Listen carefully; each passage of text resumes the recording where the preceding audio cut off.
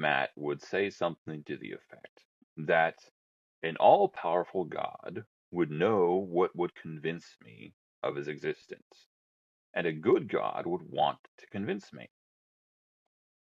It feels like a weird sort of stupid mental philandering, contrived paradox of sorts.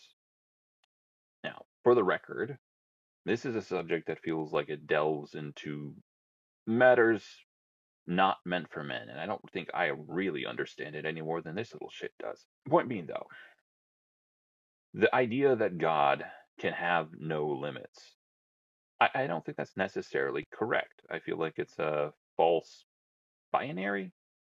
What's the first? False dichotomy. I think that's the idea. Point being, is God too powerful to be limited by God? I tend to think not. Um, can infinity like is an infinity too powerful to be limited by another infinity?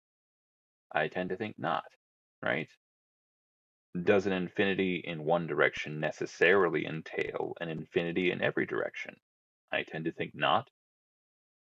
Does the fact that God has what is effectively an unlimited amount of power mean that he can do anything with it?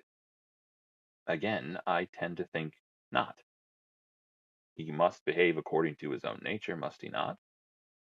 So, yes, God has quote unquote limits, but not in the sense that we would think of limits. They're not externally constricting limits, it's not imposed by something greater than him, but he is limited by his own nature. Yeah, that's my theory, anyways. Proof of concept, shall we? Most of you, I imagine, have mouths that function, meaning you could utter any word or combination of words that you pleased.